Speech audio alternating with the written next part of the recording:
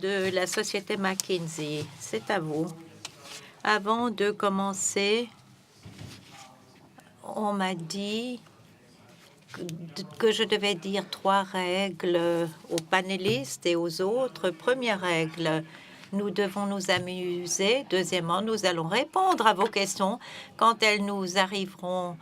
On m'a dit que j'ai l'autorisation de naviguer et de prendre des questions. Et troisièmement, nous allons faire quelque chose d'un peu différent compte tenu de la diversité de nos panélistes. Nous allons prendre 30 secondes pour chacun de se présenter pour nous dire qui il représente et sur quoi il se concentre. Voulez-vous commencer? Carlos.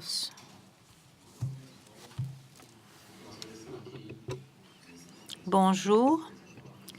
C'est un plaisir d'être parmi vous, d'assister à cette conférence. J'aimerais féliciter Sean et tout le monde d'avoir si bien organisé la conférence.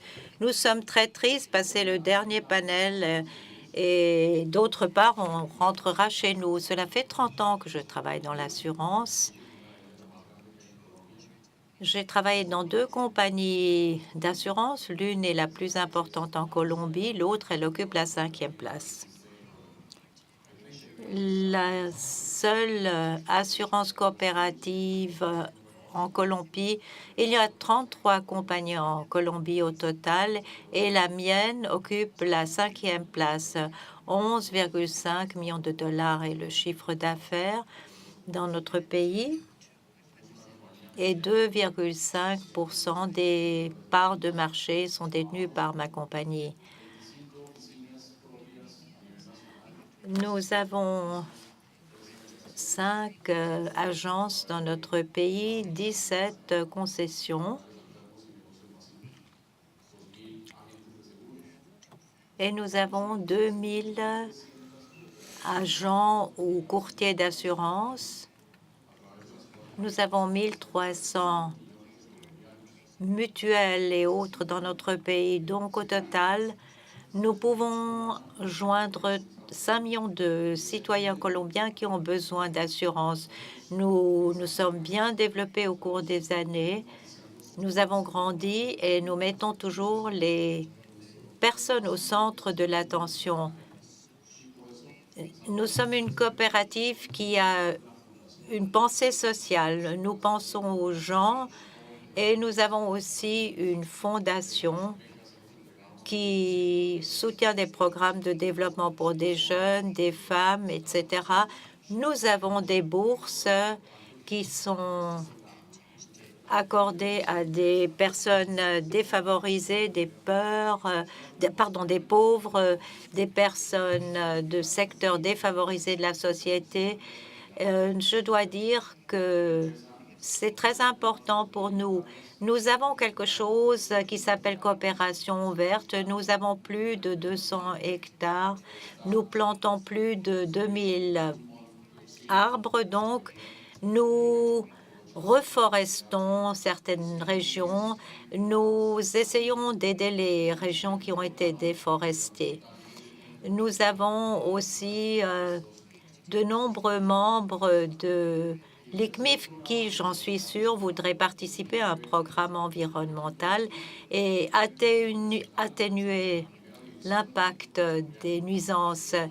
Nous avons aussi une équipe de football, Equidad Seguros, c'est son nom. Nous avons été impliqués dans les championnats de football ces 10 dernières années avec notre équipe de football. Donc, nous essayons d'encourager les gens de jouer du football.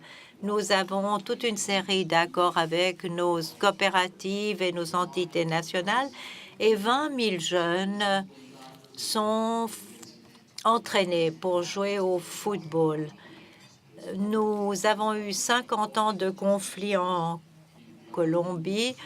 On vient de signer un accord de paix à La Havane, donc nous essayons de faire quelque chose sur le plan social. Ces jeunes qui ont été affectés par ces années de violence, nous les encourageons à participer à des activités sportives grâce au mouvement coopératif. C'est très important. Nous avons parlé de technologie, des nouvelles technologies, la numérisation, etc. Mais nous ne devons pas perdre de vue nos racines. Nous ne devons pas perdre de vue à qui nous devons quelque chose, qui a contribué à mettre en place le mouvement coopératif dans notre pays. Et nous devons ne jamais oublier ceux à qui nous devons tout. Merci. Chris Blas de Nouvelle-Zélande. Nous avons seulement 2 mutuelles en Nouvelle-Zélande, une assurance médicale. Nous sommes relativement petits par rapport à ce que Carlos vient de nous dire. Nous avons 150 000 clients et nous opérons de façon très personnelle. Quant au positionnement de la compagnie, nous avons un modèle propriétaire de distribution, un modèle très personnel. Nous n'utilisons pas d'intermédiaires. Nous ciblons notre marché clé. Nous avons maintenant aussi des assurances plus commerciales, mais au départ, c'était surtout assurer les familles. Je m'appelle Anne Sommer de Suenne, où nous avons 23 compagnies mutuelles. Il y a des sociétés vie, non-vie, une banque. Je suis responsable d'acheter de la réassurance pour tout le groupe et j'ai également beaucoup d'assurances santé, d'animaux de compagnie. Et aussi, nous avons un incubateur ou une serre pour de nouvelles affaires qui est très profitable. Et les mutuelles distribuent nos produits tout le temps. Nous n'avons pas non plus d'intermédiaires. C'est un concept très local. Chaque prime, toute police est très locale. Un excellent concept. Nous avons 30% du marché en non-vie. Et je pense que notre banque est la 5e. Nous avons aussi beaucoup de clients qui achètent des assurances vie. Tim Harris de Royal London au Royaume-Uni. Nous sommes la plus grande assurance vie du Royaume-Uni et fournisseur de pensions et d'économies avec 3,5 000 employés. Et nous distribuons de nombreux produits de retraite. Nous avons des conseillers indépendants au Royaume-Uni pour conseiller des petites entreprises. Au total, nous avons 9 millions d'assurés et autant de membres. Je m'appelle Chris Hilga de Minnesota. Nous sommes avant tout une mutuelle vie et nous sommes considérés comme une compagnie de taille moyenne, mais sommes une organisation impliquée dans de nombreux domaines commerciaux, 5 000 associés. Nous travaillons avec des clients dans tous les États-Unis et au Canada. Nous avons à peu près 18 millions de clients, beaucoup d'assurances vie en vigueur pour 6,5 milliards de primes par an. Cela nous rend très uniques parce que nous sommes très diversifiés. Nous avons plusieurs produits que nous vendons par des conseillers indépendants.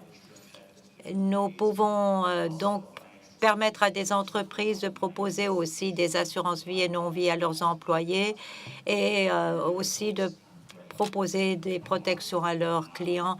Nous travaillons sur le modèle des coopératives. Nous essayons d'aider tous les membres qui ont besoin d'aide financière. Au cours des derniers jours, nous avons beaucoup discuté sur la disruption, les technologies, mais j'aimerais que nous revenions un peu aux fondamentaux pour quelques instants. Si vous prenez votre base client et leur évolution, et si vous voyez ce qui est disponible pour les servir, et si vous songez à la relation unique avec eux, comment vos clients ont-ils changé ou qu'avez-vous fait pour faire en sorte que vous puissiez emboîter le pas au changement et malgré tout servir bien les clients? Chaque être humain a changé parce que nous sommes attachés à quelque chose que j'ai oublié, mon mobile. Je me sens nue sans mon mobile. Oh, merci, merci. Mais le problème, c'est que le vôtre n'est pas assez bon. J'ai besoin de mon téléphone avec toutes mes applis, etc. Et c'est ce qui arrive à nos clients. Et ils ne sont plus tout simplement des clients, ils sont attachés à leur téléphone, rattachés à leur téléphone. Qu'avons-nous fait?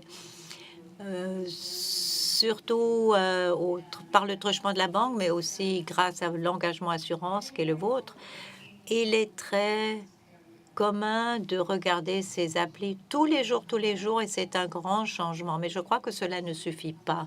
Il faut aussi cette note personnelle, et nous sommes très forts en agriculture. Nous avons plus de 90% des agriculteurs, et je pense que quelle que soit la statistique que nous avons ou l'appli, ils veulent toujours que nous venions les voir, parler des plans d'avenir, quels sont leurs problèmes. Il y a un changement de génération qui est très important. En Suède, les enfants très souvent reprennent l'exploitation agricole. On ne peut pas tout faire par ordinateur. Il faut être sur place. Bon, on les a aussi au téléphone, mais il faut surtout savoir quelles sont les choses importantes qui leur arrivent dans la vie. Une réaction, Chris? Nous en avons beaucoup parlé hier, les attentes de nos clients qui sont façonnées par les expériences qu'ils font, pas seulement avec leur compagnie d'assurance ou leurs fournisseurs de services financiers, mais toutes sortes de fournisseurs autres. Comme industrie, nous avons été un peu lents à comprendre et à emboîter le pas, mais cela donne de nombreuses nouvelles opportunités. Et franchement, si nous ne répondons pas, ne réagissons pas, c'est là qu'il y aura vraiment la disruption. Donc, nous devons nous attendre à tous ces changements, robots, numérisation, etc. C'est très bien, mais nous devons fournir l'information et les solutions à nos clients. C'est tout autre chose. Nous savons que notre organisation s'occupe beaucoup des ressources qui permettent ensuite de répondre à ses besoins et ses attentes. La façon dont nous pensons les choses, je reviens un petit peu au positionnement clé de nos affaires. Il semblerait qu'il y ait trois façons de procéder à faire des affaires, des relations, ou bien échelle efficacité. Donc, nous avons fait un choix très clair, relations. Nous travaillons sur les relations avec les clients.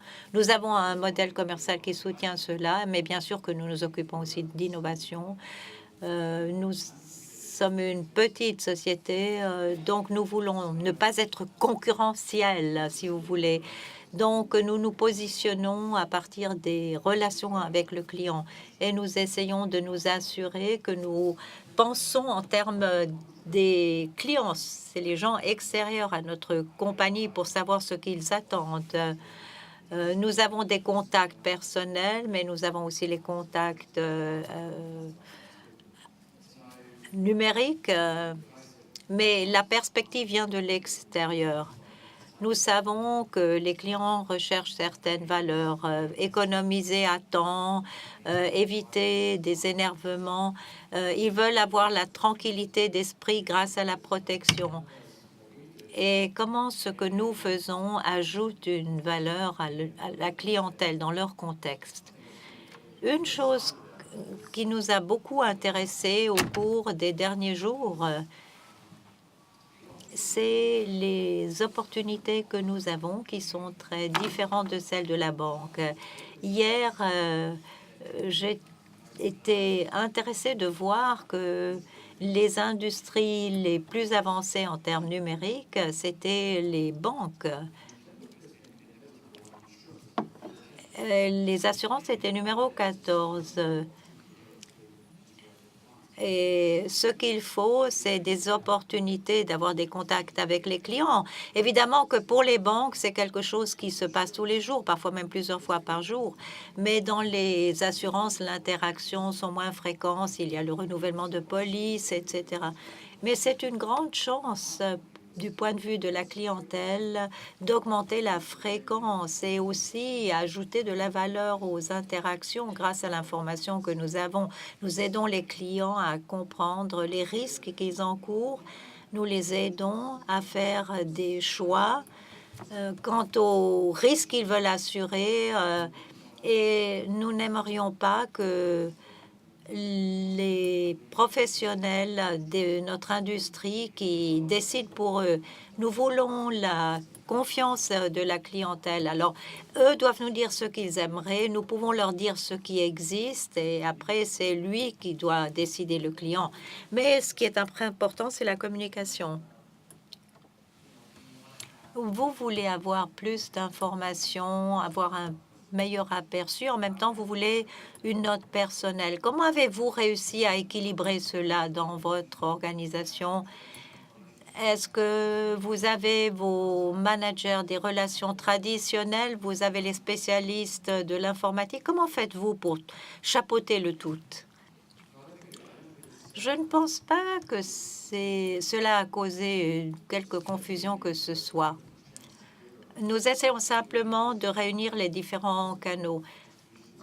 Nous avons une distribution très forte qui est physique. Nous avons des bureaux dans tout le pays. Nous avons des commerciaux. Mais il y a aussi des transactions beaucoup plus simples qui se font par téléphone. Et nous essayons vraiment de répondre au téléphone. Nous avons un système qui nous permet de répondre aux appels en quelques secondes. Le numérique, bien sûr, bientôt aussi, mais je pense que comme nous arrangeons les choses au téléphone, avant ça se faisait de face à face, donc ça viendra, mais ce que nous voulons surtout, c'est garder les relations personnelles. Et je pense que le face-à-face avec le client est très important. J'aimerais juste ajouter deux, trois choses de notre secteur.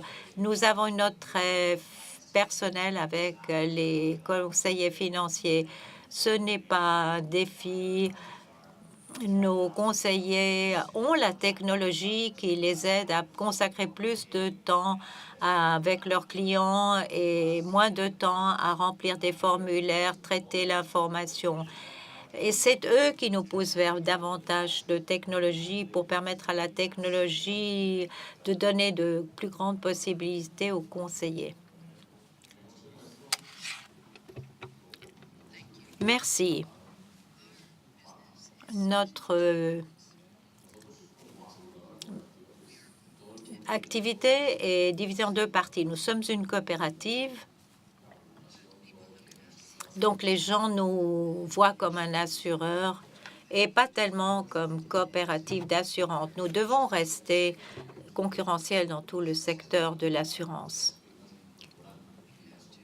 Donc nous devons essayer de répondre aux besoins de nos clients. Et nous avons été capables de répondre aux besoins de nos clients, comme c'est le cas dans de nombreux autres pays, l'Argentine, le Brésil, le Mexique. Il y a beaucoup d'applis sur le marché et des applications de plus en plus nombreuses sont développées. Nous avons également de nombreux agents. Nous travaillons aussi avec des tiers et nous travaillons avec 1300 autres entités. Il y a 240 coopératives de crédit et de finances. Donc, nous pouvons collaborer directement avec le secteur bancaire. Chris a dit que petit à petit, nous aussi, nous commençons à utiliser la technologie qui est déjà utilisée dans le secteur bancaire de manière beaucoup plus fréquente et depuis plus longtemps. Donc, nous rattrapons le temps. Du point de vue développement technologique, nous sommes un peu à la traîne. Les banques sont beaucoup plus avancées. Nous essayons de collaborer avec des unions bancaires, des coopératives bancaires. Nous essayons d'être solidaires, donc nous respectons le principe fondamental des coopératives coopèrent avec d'autres coopératives. Nous avons des coopératives de banques nous avons les produits vie et non-vie que nous vendons au travers de ces créneaux. Les coopératives n'ont pas les ressources financières pour acquérir toutes ces nouvelles technologies, alors que les banques, oui, elles ont les moyens d'acquérir les moyens technologiques. Et c'est pourquoi nous sommes en retard par rapport aux banques. Mais parce que les banques ont toutes ces ressources financières, elles veulent aussi proposer leurs produits aux coopératives. Et puis, elles peuvent aussi acheter nos produits et les revendre. Donc, nous devons voir comment nous pouvons rester concurrentiels et comment nous pouvons survivre sur le marché.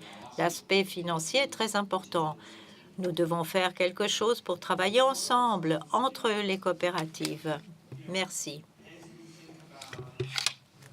Au fur et à mesure que nous pensons aux clients ce matin, nous parlons de notes personnelles, mais il faut beaucoup plus de données. Alors, comment faites-vous avec les restrictions législatives qui protègent la sphère privée? Comment assurez-vous que ces données ne partent pas ailleurs? Comment avez-vous réussi à résoudre ce problème? Oui, je pense qu'un des grands sujets par rapport à la gestion au quotidien, en tout cas au Royaume-Uni, il est vrai que nous avons beaucoup de réglementations, il y en aura encore plus l'année prochaine. Et cela fera une différence très importante dans la façon dont nous considérons les données du client. Cela étant dit, je dirais que nos affaires n'étaient pas tellement fondées sur des données de big data. Ces 20, 30 dernières années, nous avons travaillé sur la base de papier.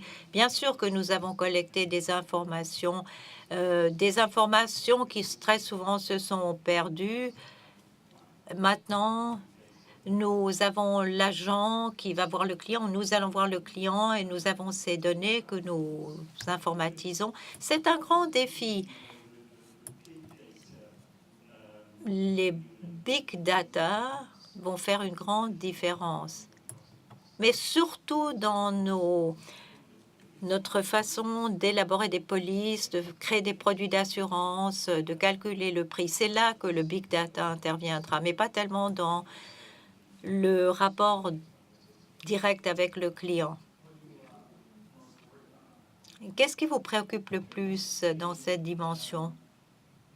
Je pense que c'est le risque évident, c'est que les données ne soient pas utilisées à bon escient. Mais nous sommes une grande organisation et nous grandissons encore. Et nous voulons surtout avoir une grande valeur à un prix raisonnable pour nos clients. Donc, nous voulons nous assurer que nous pouvons lui fournir de très bons produits, mais aussi un bon prix. Et en matière de protection, l'analyse des données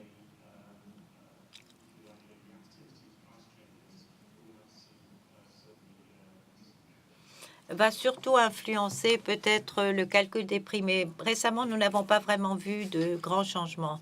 L'analyse des données est très importante du point de vue de contact aussi avec le client. Et si vous perdez du terrain, cela peut aussi vous nuire dans les affaires. Est-ce que vous voulez parler de quelque chose qui vous passionne ou quelque chose qui vous inquiète, que vous vous retrouviez à la traîne? Voulez-vous parler de la cybersécurité? Comment voyez-vous tout cela? C'est un problème. Et cela nous a vraiment affecté 1300 entités sont affectées parfois, sont vulnérables. Nous devons faire quelque chose quant à la cybersécurité. Et il y a des réglementations en Colombie. Il y a une protection des données. Il y a une loi sur la protection des données. Et quand il s'agit d'accéder à des bases de données et d'avoir les données des clients, cela nous met face à la cybersécurité. La cybersécurité, cela existe, mais pour l'instant, nous n'avons pas encore réussi à faire le cross-selling avec les banques et nous ne pouvons pas analyser les besoins des clients concernant d'autres produits. 1300 compagnies dans le secteur d'assurance. Franchement, nous n'avons pas encore fait ce que l'on pourrait faire. Donc là, il y a vraiment un décalage entre nous et les banques. Et nous savons que c'est une question très importante car ils peuvent probablement protéger leur base de données. Et ils savent qui sont les clients et ce que les clients veulent. Nous devons vendre de bonnes expériences aux clients, les relations avec le client. Les produits d'assurance que nous vendons à notre client doivent devenir une expérience personnelle avec le client, une relation personnelle. Et pour le faire, j'ai besoin de savoir ce que veut le client. Et nous sommes encore très loin de cela et cela nous préoccupe. Pensez au client. Nous avons dit qu'il fallait se centrer sur le client et penser aux changements, aux innovations, et nous ne voulons pas perdre de terrain. Avez-vous opéré des changements dans votre organisation? Avez-vous des scientifiques de données? Avez-vous dû réorganiser? L'avantage qui résulte de tous ces instruments, de tous ces outils, je pense que on a deux façons de faire. D'une part, nous avons ceux qui disent vous avez les big data, vous avez des innovations. On en a parlé hier, mais prenons le métier de base. Quel est notre métier de base? C'est que nous souhaitons éviter les sinistres. Nous voulons être là pour les clients. Et nous vivons une période extraordinaire. Nous avons de plus en plus d'analyses de données sur les gens, où ils vivent, comment ils vivent, est-ce qu'ils ont eu un accident de voiture, etc. Et ce que doit faire une mutuelle, c'est de prévenir des sinistres. Et vous voyez énormément d'innovations dans des domaines où des compagnies n'ont jamais fait d'innovation dans le domaine des sinistres. Quand vous allez voir les agriculteurs, vous vous rendez compte que c'est très important. Et comme dans tous les autres métiers, le produit que nous vendons, personne ne le veut. Personne ne veut avoir un sinistre. Alors vous devez acheter une assurance. Et je pense qu'à l'avenir, nous aurons plus de réglementation, plus de données. Il faudra se conformer aux règles, il faudra être très prudent. Mais nous avons aussi quelque chose qui est très spécial en ce qui nous concerne. Nous sommes très bons. Et nous savons qu'il y a des sinistres, mais nous savons aussi comment les éviter. Ça, c'est notre principale tâche. Nous avons un centre d'innovation. On se casse la tête sur comment trouver quelque chose pour le client. Mais la plupart des clients, qu'est-ce qu'ils veulent? Une vie sans sinistre, une vie heureuse, et nous pouvons les aider. Et Chris, qu'est-ce que vous en pensez? Oui, c'est essentiel par rapport à tout ce que nous avons évoqué au cours des 3 dernières journées, les capacités technologiques, etc. Et ce qui nous interpelle quand même, c'est à quel point il est difficile d'exécuter ces idées et de les mettre en œuvre, surtout quand on voit les compagnies d'assurance telles qu'elles ont été mises sur pied. Il est tellement difficile d'avoir accès aux données en raison des années de travail dans un certain sens et la difficulté d'adaptation. Donc, il faut utiliser des exemples pour pouvoir expliquer aux gens qui gèrent les risques et qui déterminent les prix. Donc, on a un département d'analyse de politique et le département des actuaires, simplement pour qu'on ne soit pas prétérité quand on n'arrive pas à obtenir les informations dont nous avons besoin. Et nous trouvons d'autres occasions maintenant pour vendre nos produits et services en cernant des intermédiaires d'assurance qui sont plus à même de vendre nos produits et services, et on arrive à quantifier cette augmentation de vente grâce à ces nouvelles données technologiques. Mais il faut trouver un moyen de trouver un exemple parlant pour pouvoir convaincre les uns et les autres, et comme cela, ça permet les gens de s'adapter dans le bon sens. Et cela en utilisant des gens qui travaillent déjà dans votre entreprise, ou est-ce que vous avez dû faire appel à des gens à l'extérieur? Les deux. On est à Minneapolis, Saint-Paul. Il y a beaucoup de grandes entreprises, vente de détail, secteur bancaire, et on a pu attirer des gens de ces entreprises qui ont permis de voir les choses d'une façon différente, mais on a également pu offrir des possibilités de carrière chez nos gens en interne. C'est ce que nous faisons depuis des générations, c'est-à-dire une analyse actuarielle. Ça paraît nouveau, mais en fait, c'est quelque chose que nous avons toujours fait en tant qu'entreprise. Donc, on a donner des occasions pour des gens de chez nous avec des nouveaux outils, avec de nouvelles responsabilités. Ça les a permis de s'épanouir. Et vous, Tim, vous êtes au Royaume-Uni, il y a des courtiers, il y a des banques, des assureurs, Lloyds, tous ceux qui offrent des services financiers. Comment est-ce que vous avez attiré les gens qu'il vous faut? Eh bien, le gros de nos transactions se font en dehors de Londres. Et il y a quand même de fortes différences régionales quand il s'agit d'attirer les meilleurs talents. Donc, on est près de Manchester, dans le Cheshire, et également à Édimbourg. Et on a eu beaucoup de chance parce que nous avons pu recruter, surtout côté actuaire, des gens vraiment malins, intelligents, qui veulent passer leur vie dans le nord-ouest du Royaume-Uni. Il n'y en a pas beaucoup d'assureurs vie dans cette région, et nous avons pu attirer beaucoup des bons talents.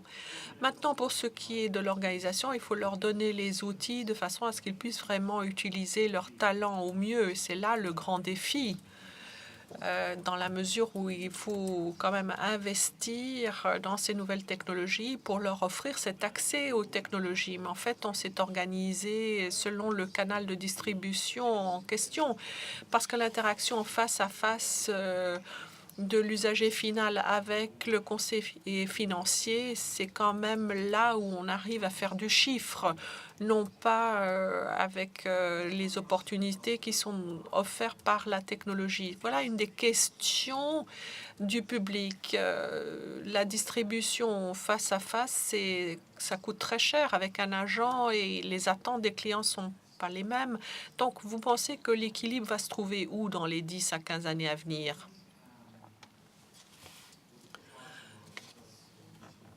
Comme je l'ai dit auparavant, nous sommes une compagnie d'assurance pluricanaux, donc au téléphone numérique, ça c'est une chose. Ça libère suffisamment de temps pour les conseillers individuels qui coûtent davantage de temps.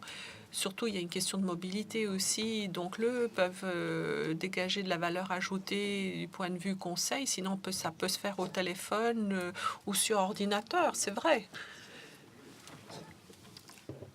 Alors, on a besoin de libérer le temps des agents. C'est intéressant et sensé du point de vue financier, économique. Et nous, en tant qu'entreprise, en tant que mutuelle, la plupart des gens ne le font pas. Les gens sont en train de développer leur productivité et la rapidité d'exploitation transactionnelle. Hier, je regardais cet exemple. On peut prendre une couverture d'assurance pour 1 heure. Ça vous coûte 7 livres pour vous couvrir pendant 1 heure. Si vous calculez ce que cela représente, c'est très cher. Enfin, j'espère qu'il n'y a pas de représentant de cette compagnie d'assurance dans la salle. Ça me paraît très cher. Donc, des choses qui peuvent apporter une valeur ajoutée. Du point de vue analytique, c'est assez intéressant. Ce sont les questions de confidentialité, de protection des données. On en parle moins en Nouvelle-Zélande qu'en Europe, j'en suis sûre. Et utiliser les informations qu'on obtient, je suis d'accord avec ce qu'a dit Tim. Donc, en entreprise, vous avez déjà d'agents et du côté des clients, nous avons tellement d'opportunités faciles à saisir. Nous avons des clients qui ont un certain profil et n'ont pas d'assurance manque à gagner, par exemple. On leur se demande, est-ce que on vous a parlé de ce besoin? Est-ce qu'ils ont pris une décision de ne pas prendre une assurance manque à gagner? Est-ce que ça a été documenté de façon à ce que tout le monde soit au clair? Donc, il y a beaucoup d'opportunités faciles à saisir. Regardez l'aspect McKinsey comme un horizon premier. Donc, on n'est pas en train de regarder ce qui se passe à l'Internet, les réfrigérateurs, la télémédecine. Et bon, on a quelqu'un en Italie qui fait beaucoup de choses et on va pouvoir l'ajouter à notre panoplie. Mais il y a des opportunités très simples à saisir et en fait, c'est de la simple analyse de données. Ça va nous occuper pendant pas mal de temps. Oui, effectivement, c'est très important d'avoir plusieurs canaux de distribution pour pouvoir toucher les clients. Et les clients ont besoin de plusieurs canaux pour pouvoir s'adresser aux assureurs via smartphone, un site web par le truchement de partenariats stratégiques. Donc, la compagnie d'assurance devrait utiliser tous ces canaux pour parler et s'entretenir avec ses clients. Regardez ce qui se passe avec Uber. Vous pourriez offrir ou proposer une assurance vie, un produit assurance vie pour les chauffeurs Uber ou une RC ou utiliser par exemple la technologie Uber pour ce faire. Et ça vaut également pour PayPal et d'autres sociétés de ce genre. On peut en fait conclure des partenariats avec toutes ces sociétés qui sont très fortes du point de vue technologique. On peut utiliser les canaux directs, on les a également utilisés. À l'heure actuelle, nous avons une centaine d'agents qui font du marketing direct dans le cadre de la coopérative qui offre des solutions personnalisées à nos clients. La technologie, ce n'est pas ce qui va nous changer la façon de faire des affaires dans les 5 à 10 années à venir. Oui, ça va donner lieu à une évolution graduelle, mais pas brutale. Regardez ce qui se passe en Amérique latine. Regardez les taux de pénétration de l'assurance au Brésil, en Argentine, c'est 4%. En Colombie, c'est 2,4%. Donc, il y a un fort potentiel. Il y a beaucoup de gens qui, en fait, ne savent pas ce que l'assurance peut faire pour eux. Ils n'ont pas de police d'assurance. Ils ont besoin de quelqu'un qui leur explique ce que l'assurance peut faire pour eux. Donc, nous avons des agents directs qui doivent pouvoir s'expliquer avec des clients potentiels et leur expliquer ce que l'assurance peut faire pour eux et leur offrir la police qui couvrira leurs besoins. Donc, c'est un canal que nous allons continuer à utiliser. Bien entendu, le conseiller à la clientèle. Et on ne peut pas simplement laisser cette tâche à un robot ou à l'Internet ou à un outil numérique. Ça ne va pas le faire, même à l'ère du numérique. On a toujours besoin de solutions personnalisées, on a toujours besoin de relations personnelles. Cet aspect personnel, ce canal de conseiller à la clientèle sera toujours utile. Il va évoluer, bien entendu, et les transactions seront facilitées, améliorées grâce aux avancées technologiques, parce qu'ainsi, nous allons pouvoir satisfaire les besoins de ces clients de façon beaucoup plus rapide. Mais on a toujours besoin du contact personnel, et ce sera toujours le cas. En tout cas, pour l'instant, vous allez peut-être nous dire c'est étrange. Par le passé, nous avions 600 000 feuilles de papier par mois pour imprimer nos polices. Et avec les technos de l'assurance, on se rend compte, grâce à leur influence, qu'il nous faut changer cet état de choses et abandonner le papier. Naturellement, c'est un avantage du point de vue environnemental et le déboisement et à utiliser moins de papier. De devenir une entreprise sans papier de façon à utiliser les nouvelles technologies, ça pourrait être très utile, mais ça nous sera très utile, mais nous avons toujours besoin de ce contact personnel. Les technologies sont là pour nous aider, pour faire du personnel, du contact personnel de façon plus efficace et personnelle, mais il nous faut avoir des rencontres avec ces gens, avec nos clients. Allez-y. Alors, on peut développer ces capacités, mais qu'est-ce qui vous rend si particulier en tant que mutuelle et coopérative? Et la question que je vous adresse maintenant, quels sont les aspects de la mutuelle, de la coopérative que vous avez bien su vendre et quels sont les aspects de la mutuelle ou de la coopérative dans votre entreprise ou en règle générale, vous pensez qu'on pourrait améliorer? Eh bien, je crois que les mutuelles peuvent sauver le monde, les coopératives peuvent sauver le monde. En Suède, le Suédois a 5 problèmes. Premier problème,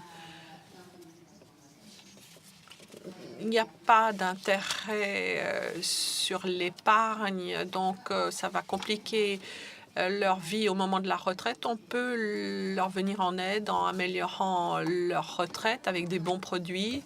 Deuxième problème rencontré par le Suédois, les hypothèques sont très lourdes parce que ça coûte très cher d'acheter une maison. Là aussi, on peut leur venir en aide en matière d'assurance décès parce que si l'un des conjoints décède, qu'il puisse rester dans la maison, le conjoint survivant. On peut les aider également sur le mobile, le cellulaire, mais dans certains cas, vous devez vous rencontrer, surtout dans le domaine immobilier. On peut être là à leur côté, ils peuvent se fier à nous parce qu'on est dans la mutualité et dans la confiance. Il faut développer la confiance. Ensuite, autre problème en Suède, les maladies mentales. Entre l'âge de 30 et 35 ans, les couples ont très souvent un deuxième enfant, donc on peut offrir une assurance santé, on peut faire appel à un psychologue et obtenir de l'aide psychique et psychologique. Donc il faut ajouter des services à toutes ces possibilités. Donc, n'a pas forcément besoin de le faire de façon numérique ou alors en cas de divorce, ils peuvent s'adresser à un conseiller financier qui pourra les conseiller sur leur situation financière. Donc l'assurance, c'est la base, mais on doit ajouter des services qui intéressent les clients. Et le plus grand problème pour le Suédois, eh bien, c'est l'espérance de vie. Alors, c'est une bonne chose, mais en même temps, il faut quand même avoir de l'argent. Quand on est âgé, on aime être en bonne santé en vieillissant, et là aussi, on peut leur offrir des solutions. Donc, ce n'est pas les politiques qui vont résoudre les problèmes à l'avenir pour le citoyen. Je pense que ce sont les mutuelles et coopératives. Parce que nous sommes une société à but non lucratif, nous investissons les bénéfices dans la mutuelle. Et le cinquième problème que nous rencontrons tous, et ça c'est un problème qui n'affecte pas seulement les Suédois, les évolutions climatiques. Et là, on ne peut pas y arriver tout seul en tant que mutuelle et coopérative parce qu'il y a 25 milliards de dollars investis dans les caisses d'épargne. Et si on investit tous dans des obligations vertes ou bleues, peu importe, tout ce qui est propice à l'environnement et qui est durable, et si on exerce la pression sur les réassureurs, sur les gens qui viennent dans votre maison pour régler votre problème de fuite dans vos toilettes, eh bien, on pourra venir en aide au monde. Et ce sont vos membres, vos assurés qui vont en profiter, et nous tous. Et ces valeurs sont tellement importantes. Alors, certains vont vous dire, bon, d'accord, avec un téléphone dans une pièce toute seule et regarder les chiffres et prendre des décisions, mais la plupart des gens, ils aiment avoir une vue d'ensemble un peu plus élargie qu'un simple téléphone. Et quels sont les domaines dans lesquels vous avez fait du bon travail, là où vous pouvez faire un progrès? cas pratique, ces dernières années, on veut faire en sorte que la mutualité soit un concept compréhensible par nos clients. Donc, on a eu des groupes réflexion et cela a donné les résultats suivants. Si on leur pose la question, les clients vous diront oui, ils sont à l'aise d'être membres d'une mutuelle. Et donc, nous avons mis en œuvre un programme qui existe depuis longtemps, mais on l'a revu et corrigé. Et on rend beaucoup de nos bénéfices à nos clients de façon qui paraît sensée. Donc, pour ceux qui ont un produit de retraite cumulé, ils auront une bonne base pour les bonnes années de 20 points base pour leurs fonds investis, leur épargne investie simplement parce qu'ils sont membres de notre société mutuelle et ils n'obtiendraient pas cela dans une compagnie d'assurance commerciale. C'est un petit peu comme un dividende d'une compagnie d'assurance commerciale, mais ce dividende est versé à nos assurés. Si vous calculez comment cela s'accumule au bout de 20 ans, c'est quand même une somme assez considérable. Avoir un produit de retraite, c'est une meilleure proposition que d'avoir un produit de retraite avec une compagnie d'assurance commerciale. Quoi d'autre? En ce qui nous concerne en Nouvelle-Zélande, vous m'entendez? Oui. L'une des choses que nous avons bien réussi au cours des 7-8 dernières années, c'est d'augmenter notre notoriété de notre mutuelle en Nouvelle-Zélande. Donc, les gens nous connaissent bien, en tout cas dans nos marchés cibles. Donc, ça a été très utile. On a un modèle. On a ajouté des milliers de clients, mais 15 000 sont des membres.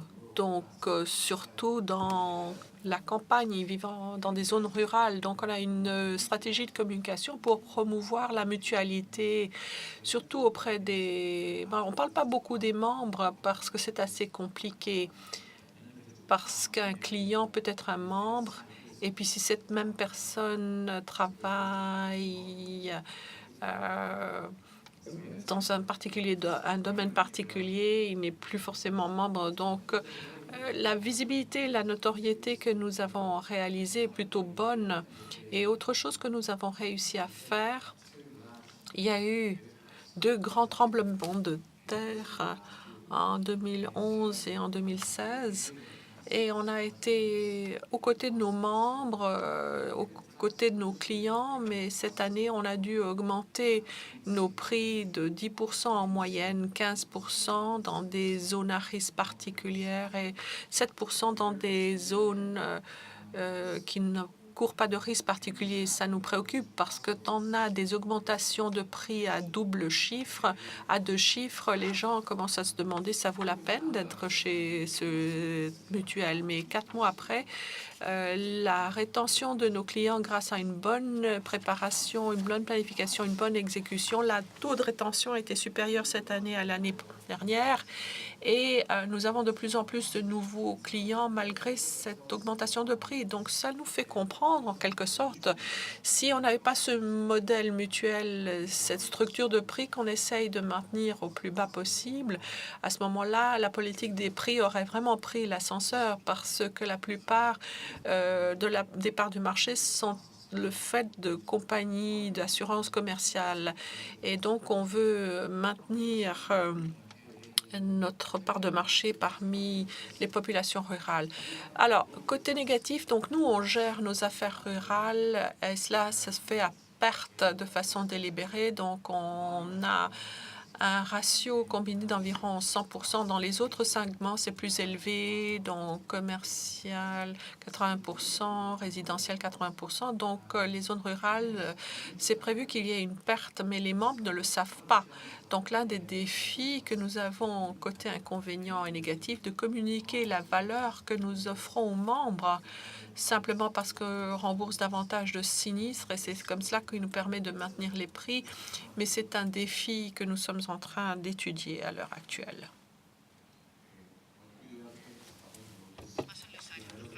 faut pas oublier que nous sommes à Londres, hein, et les pionniers de Rochdale, c'est là où vient la coopérative. C'est un modèle qui sera toujours pertinent, qui crée des emplois. C'est un modèle qui a donné le ton en l'économie mondiale, en Amérique latine. Vous avez des pays comme l'Argentine et vous avez entendu Alejandro dire que vous avez 180 compagnies d'assurance et plus d'une vingtaine sont des mutuelles et coopératives en Colombie. Et puis, il y en a d'autres pays où il y a très peu de coopératives et de mutuelles. En Équateur, conformément à la législation équatorienne, vous ne pouvez pas avoir de coopérative. Et ça vaut également pour le Pérou, malheureusement. Mais enfin, c'est un modèle que nous devons continuer à défendre, non seulement dans l'intérêt de la branche assurance et des coopératives et des mutuelles. La Colombie, après le processus de paix, nous avons collaboré plus étroitement avec le gouvernement parce que le gouvernement s'est rendu compte que le modèle des coopératives et des mutuelles peuvent créer des emplois dans les zones rurales parce que ce sont les zones rurales qui ont été les plus grandes victimes de la violence par le passé et des coopératives et des mutuelles rurales peuvent créer des emplois et réduire l'exclusion sociale due à la violence du passé. Donc, le gouvernement soutient le modèle des coopératives et des mutuelles. Et nous aussi, nous devons continuer à défendre, soutenir ce modèle-là où nous nous trouvons, là où nous faisons des affaires avec des compagnies d'assurance commerciale et les coopératives doivent bien faire comprendre que nos clients, nos membres sont les propriétaires de l'entreprise. Ils récupèrent une partie des bénéfices. Ils peuvent participer pleinement à la gestion des affaires. Une compagnie d'assurance commerciale, on n'est qu'un simple client et ça, c'est la grande différence entre les coopératives et les compagnies d'assurance commerciale. Il ne faut jamais oublier le fait que c'est un sacré avantage et il faut utiliser cet avantage de façon spectaculaire. Ça nous va nous permettre d'aider à l'éradication de la pauvreté. Le plus grand pourcentage de notre population sont des gens qui ne gagnent pas beaucoup d'argent. Ils ont faible revenu, donc on a des crédits qu'on offre à ces groupes de la population qui ne sont pas considérés comme étant une offre intéressante pour les sociétés commerciales. Comme vous le savez, les banques ne veulent qu'engranger des bénéfices et faire des bénéfices financiers. Et ce n'est pas notre cas en Colombie et dans d'autres pays en Amérique latine. La banque traditionnelle crée des millions et c'est fait dans un but lucratif. Mais nous, qu'est-ce que nous faisons avec nos bénéfices? Nous les investissons dans des programmes sociaux pour promouvoir le bien de tout un chacun. Alors, quand on réfléchit à l'avenir de l'affaire et la façon dont on peut se distinguer des compagnies d'assurance commerciale et le fait qu'il faut en même temps ne pas perdre pied et continuer à être à la hauteur. Quels sont les talents auxquels vous avez fait appel, que ce soit au niveau du conseil, que ce soit dans l'exécution? Comment est-ce que vous voyez que votre entreprise va évoluer? Je veux bien répondre. Alors, il y a eu beaucoup de changements par rapport aux talents qu'on essaye de recruter. Ça fait 3 ans que je suis CEO. Et comment nous attirons les talents de l'extérieur et comment nous pouvons développer le talent en interne. On peut développer déjà, pour commencer, le talent en interne, mais les deux domaines dans lesquels on s'est particulièrement intéressé à cette question, où il y a eu de véritables changements, la technologie, ce dont on a parlé depuis ces derniers jours, et le marketing.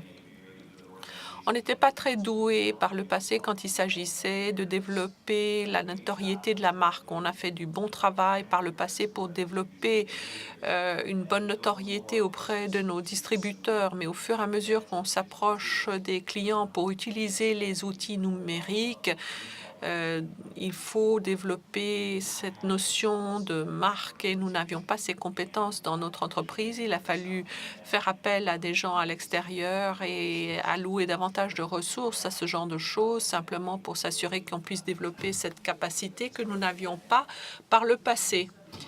Oui, vous parlez de marketing. On a parlé, entre autres, de la différence de la façon de faire des mutuelles. Qu'est-ce que cela donne auprès du marché? Est-ce que cela trouve une résonance parmi vos clients? Est-ce que cela parle aux gens?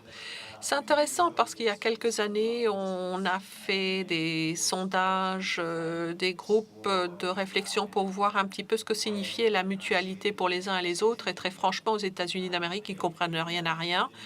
Ils ne comprenaient pas pourquoi la mutualité c'est important. Ils ont été peut-être intrigués pour commencer, mais c'est pas cela qui allait déterminer leur décision de prendre un produit ou non. Il a fallu leur expliquer et leur parler la langue qu'ils comprennent. Qu'est-ce que cela signifie d'un point de vue coût, d'un point de vue service, d'un point de vue expérience, d'un point de vue règlement de sinistre. C'est la raison pour laquelle on a dû faire appel à des ressources extérieures, parce que nous avons une histoire extraordinaire à raconter, mais nous ne l'avons pas toujours bien racontée, cette histoire extraordinaire. Et c'est la raison pour laquelle nous avons dû faire appel à des ressources extérieures. Tim, c'est intéressant ce que vous avez dit au sujet de Londres et le fait que ça a joué dans notre histoire.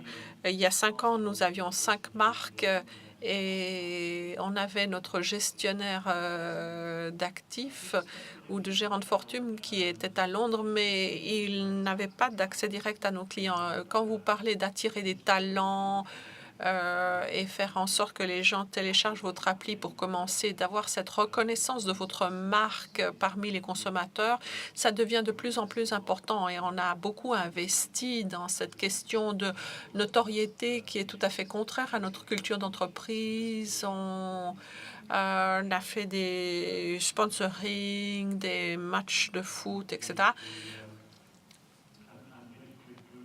Et on continue à travailler dans ce domaine, mais c'est quelque chose qui évolue très lentement. Parce que si vous partez de zéro et puis vous ne vous appelez pas Google ou par ailleurs autre chose, c'est difficile de développer cette reconnaissance de marque pour que les gens s'adressent à vous en premier. Ça représente un défi. Vous y croyez? Oui, oui, on y croit. Je crois que c'est comme cela qu'on va avoir cette relation en permanence avec le client.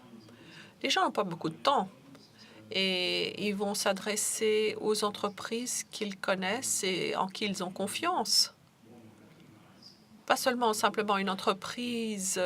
S'ils ne vous connaissent même pas, eh bien, vous n'allez pas vous en sortir en matière de confiance.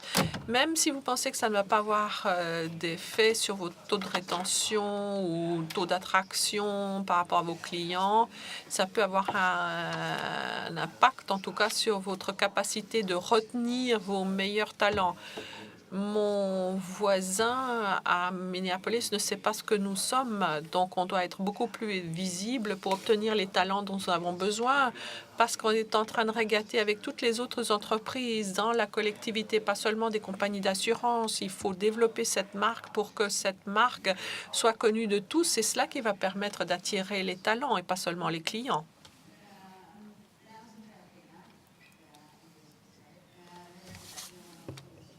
Nous sommes l'une des marques les plus connues en Suède, mais je ne sais pas si nos clients savent que nous sommes une mutuelle.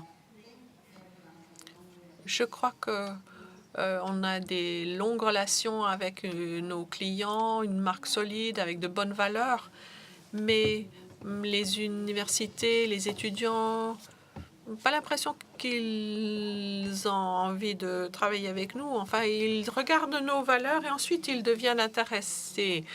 Donc, nous sommes en train d'attirer beaucoup de talents grâce à nos valeurs.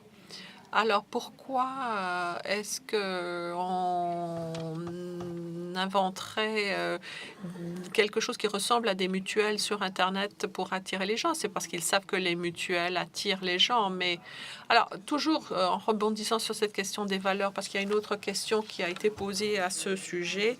Il y a eu une discussion sur la façon de la politique à échoué dans un certain nombre de problèmes qui continuent à affecter notre société. Alors, les mutuelles, les coopératives, vous pensez qu'elles peuvent jouer un rôle pour servir des populations marginalisées, ignorées, on ne leur accorde pas assez d'attention? Est-ce que je peux faire d'abord une remarque au sujet de la question précédente avant de répondre à celle-ci? Une chose intéressante dans notre industrie, c'est que nous devenons de plus en plus spécialisés. Nous devons avoir des partenariats avec des sociétés qui apportent encore d'autres marques à la nôtre. Et avec cette spécialisation, il y a un vrai défi. Il faut des pensées nouvelles, des idées nouvelles. Dans l'institution que vous avez déjà, il y avait une phrase excellente.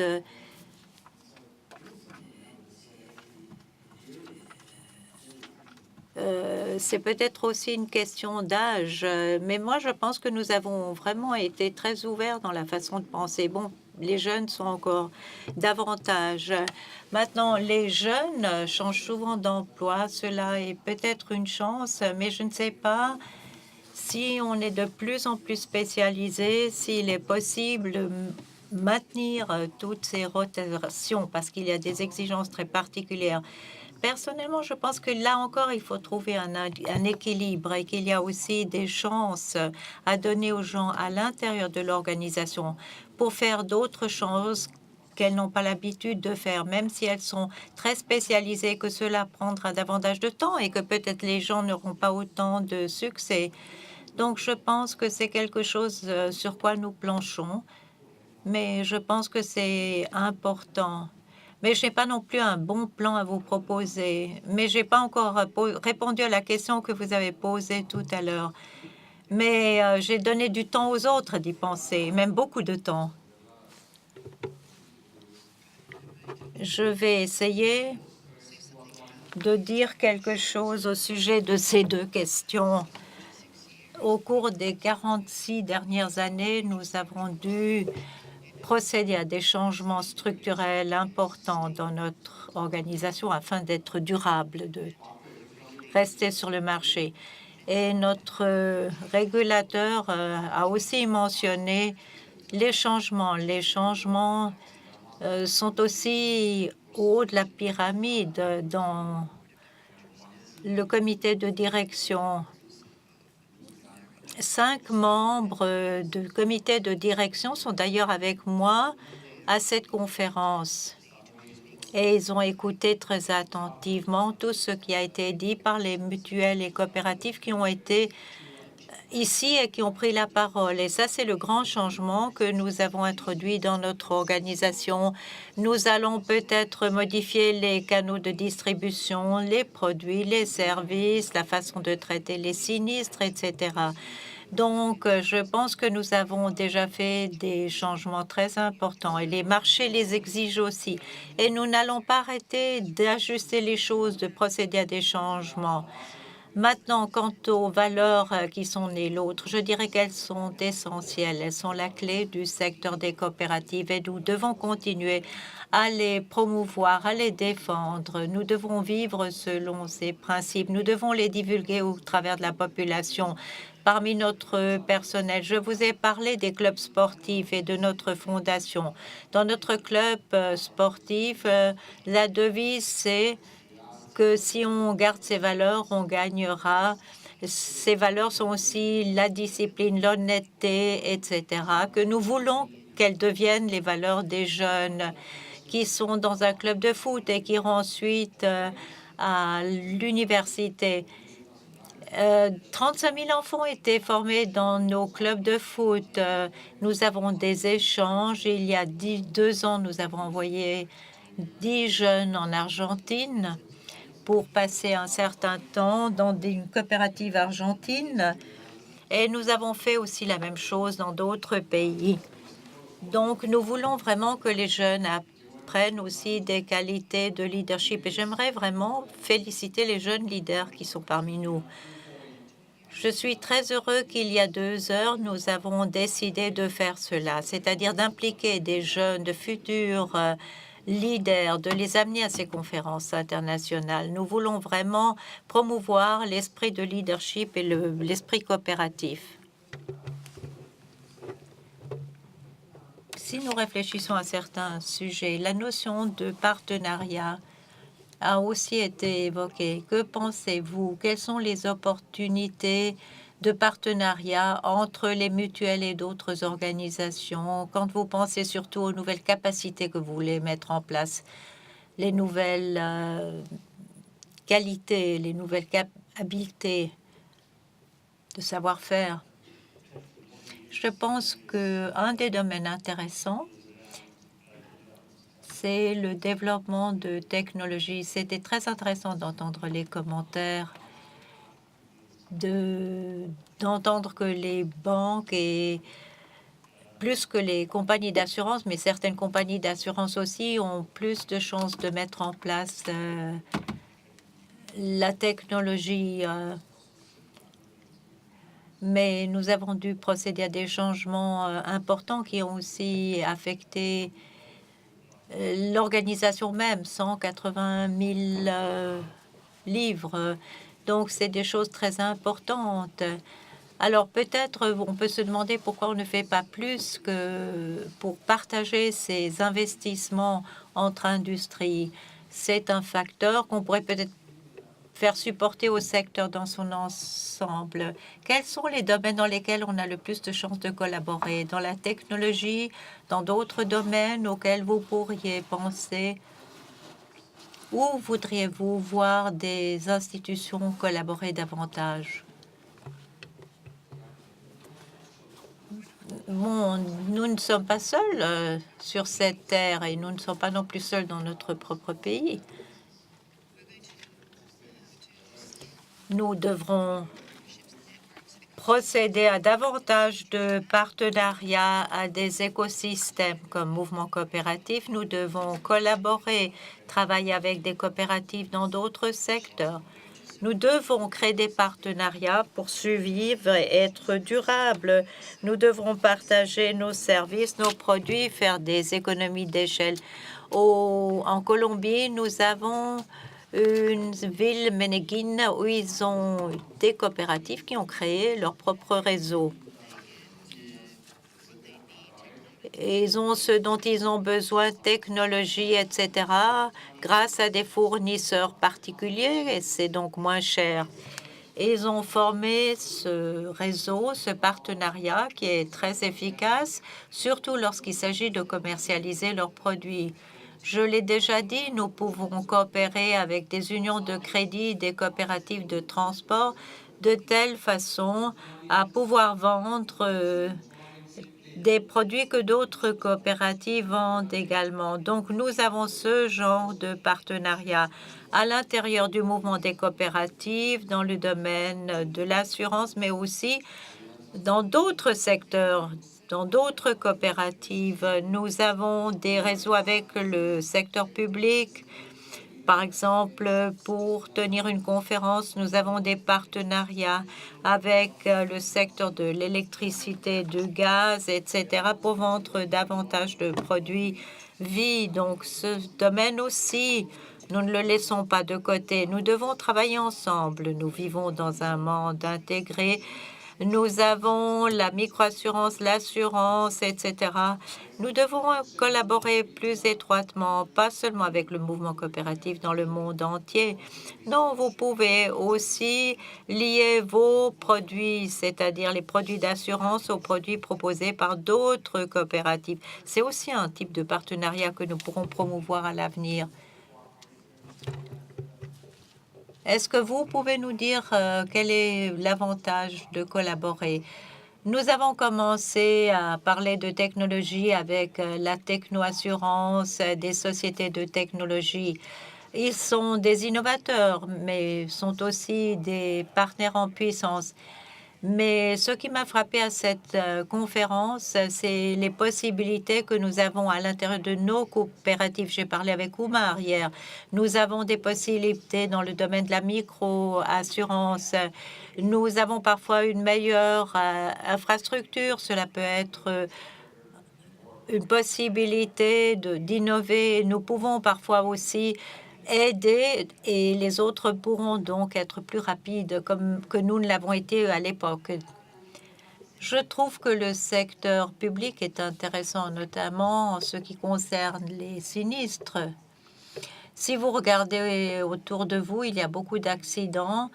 On peut travailler avec les communautés, on peut peut-être changer quelque chose dans le trafic automobile, peut-être certains giratoires peuvent être installés ou changés. Je pense que la palette du côté de la qualification nous permet de comprendre, de partager des connaissances, du savoir-faire. C'est très puissant. De l'autre côté, nous avons été capables d'aller voir différents membres de la conférence. Très souvent, il faut aller dans un domaine beaucoup plus détaillé pour que les choses aient davantage de valeur. Donc, ces conférences ont beaucoup de valeur parce qu'on peut se rencontrer. Je dois dire que nous avons parlé avec de nombreux membres de l'ICMIF. Il y a des mécanismes que nous pourrions peut-être développer, peut-être aussi ajouter de la réassurance, ajouter une couche. Je ne sais plus si c'était quelqu'un de All Nations, mais enfin, il y a quelqu'un qui a parlé des connexions personnelles et directes, pas seulement financières. Donc ça, c'est aussi la valeur de se rencontrer. C'est des domaines où je pense que c'est parfois difficile d'avoir des partenariats.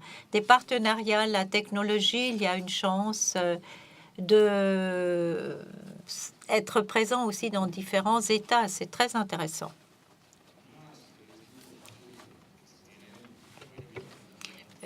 Une expérience très importante en Amérique latine, surtout lorsque nous parlons de partenariat, c'est l'ARC, un groupe d'assurance, de réassurance internationale qui a été créé, qui offre des produits aux coopératives dans le domaine de l'assurance en Amérique latine. C'est un partenariat important. Un autre a été créé en Colombie. Nous avons été sélectionnés pour le programme 555 de l'ICMIF. Donc, 5 continents, 5 pays, 5 millions de personnes vulnérables assurées. Et nous espérons pouvoir atteindre 1 million de personnes assurées bientôt. Bien sûr que nous devons collaborer avec d'autres coopératives en Colombie, sinon nous ne pourrons pas joindre 1 million de personnes. Mais nous devons fournir nos produits à d'autres coopératives qui ne les ont pas et vice-versa. Donc, nous avons vraiment besoin de beaucoup de couverture. Nous pouvons travailler sur une base de partenariat pour vraiment nous adresser à ces millions de personnes vulnérables. Nous espérons que vous allez soutenir cette initiative en Colombie. C'est un projet très important. Nous avons besoin de ressources financières, de marché, de commercialisation, mais nous avons aussi besoin de ressources financières pour avoir la technologie nécessaire.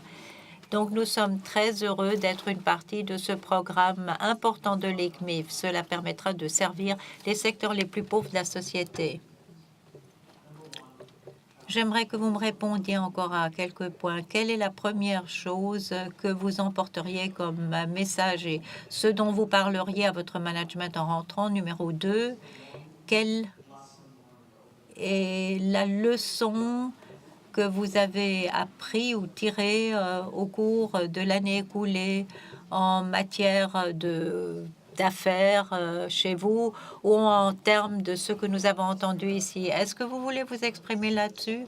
Oui, une chose qui m'a beaucoup frappée dans les conversations que j'ai eues, c'est la technologie qui doit nous servir à créer la confiance de nos assurés. Je ne voyais pas forcément les choses comme ça. Je me disais qu'il fallait s'engager dans le numérique pour pouvoir simplifier les processus, mais utiliser la technologie pour rendre les choses plus transparentes et créer la confiance, c'est un grand message pour moi.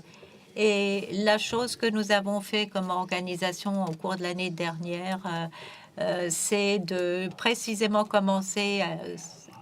Nous avons commencé à élaborer tout un modèle de données. Nous avons aussi étudié quelques exemples. Nous avons trouvé des moyens spécifiques de faire le prochain pas sur ce long voyage, ce voyage très difficile de l'informatique, du numérique, pour faire des progrès.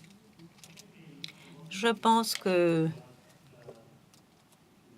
une chose que j'ai beaucoup aimée, c'est qu'il y a des organisations de différents marchés, de différents pays, et je pense que c'est un mouvement très puissant, et je pense que c'est une occasion unique de vraiment s'inspirer mutuellement. Maintenant, pour la technologie, je dirais qu'il faut toujours 2 fois plus de temps qu'on ne le pense, et ça coûte toujours 2 fois plus qu'on ne le pense. Merci. La même chose pour les budgets, ça coûte toujours beaucoup plus. Hier, j'ai eu une espèce de réveil et le jour d'avant, nous ne soutenons pas la Colombie, mais le projet 555 en Inde. Et grâce à l'appli, les choses sont tellement transparentes, c'est-à-dire que les assurés peuvent voir comment les autres assurés sont des membres. Et je me suis dit moi-même qu'il faut être plus transparent. Mais nous sommes déjà là, il faudrait venir vers nous. C'est une question de confiance. Et Ingeborg Lloyd a dit utiliser un langage que les gens comprennent. Nous sommes vraiment des personnes qui aiment faire le bien. Nous parlons entre nous, mais dans un langage que personne d'autre ne comprend. Donc nous devrions vraiment réfléchir au langage que nous utilisons. Nous devrions être plus proches des clients, des assurés dans le quotidien grâce à un langage qui est le leur. Donc, je vais m'occuper de cela en rentrant chez moi. Par ailleurs, je suis heureuse de dire que nous ne sommes pas seuls. Je regarde mon boss, mais nous travaillons sur des plans et nous discutons de ces choses dont on discute ici tous les jours. Et c'est très rassurant de savoir que nous ne sommes pas les seuls.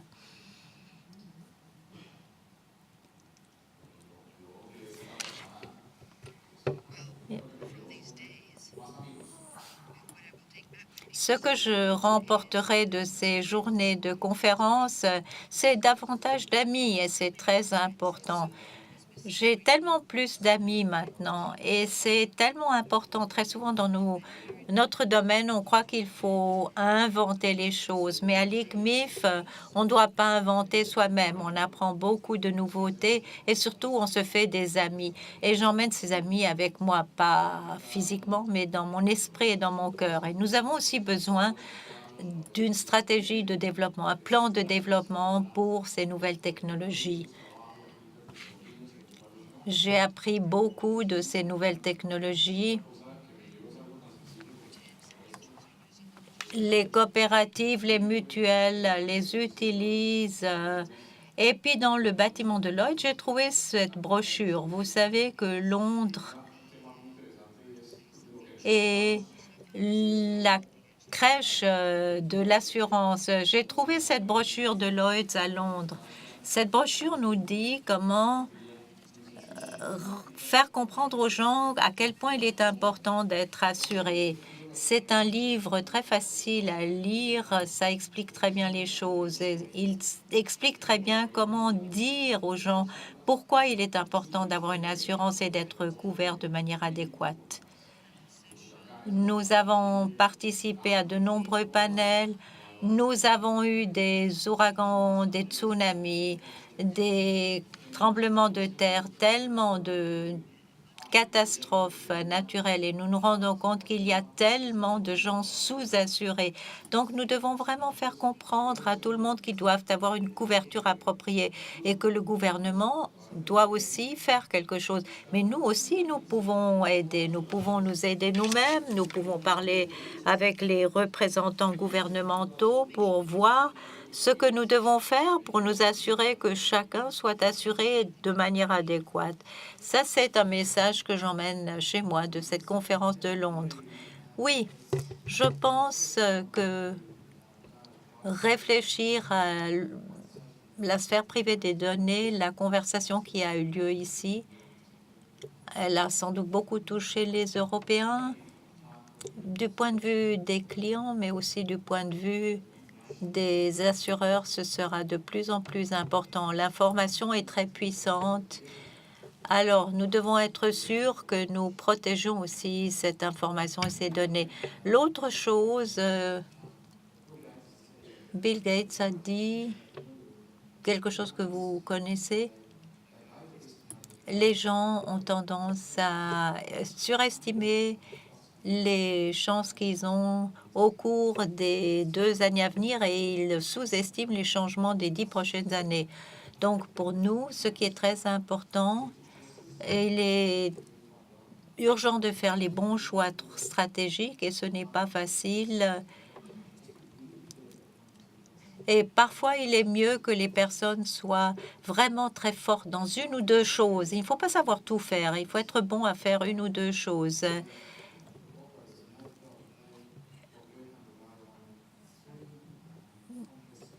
Les coopératives doivent travailler autour de questions très importantes et nous devrions toujours réfléchir à ces valeurs. Et cela nous prendra peut-être davantage que 10 ans. Il faut peut-être voir comment les clients voient nos valeurs coopératives et ce que cela signifie pour nous. Ah, et l'autre chose que nous allons garder présente à l'esprit, c'est d'être fiers d'être une mutuelle. Nous devons aussi fêter ce que nous avons, communiquer. C'est une partie très importante de notre modèle parce que nous avons un contact avec nos assurés et nos clients qui sont très différents de ceux d'une compagnie cotée en bourse. Je dois dire que j'ai été maintenant réveillée depuis 24 heures, mais je me sens en super forme pour 3 raisons. Premièrement, on sent vraiment on peut le palper à quel point il est important d'être une mutuelle ou une coopérative. On sent que le pouvoir, la puissance des mutuelles reste très élevée. Numéro 2, deuxième message que je retiendrai de cette conversation, le potentiel des coopératives. Nous avons tellement de points communs. Cela m'a vraiment frappé comme étant quelque chose de très spécial. Et le dernier point, cette notion de comment mieux communiquer ce que l'on est à la communauté dans laquelle on opère et qu'on aimerait aussi aborder. Comment peut-on faire comprendre à l'homme de la rue ce que nous sommes? Donc, je remercie à nos panélistes d'être venus et de cette conversation qui était vraiment une source d'inspiration. Merci.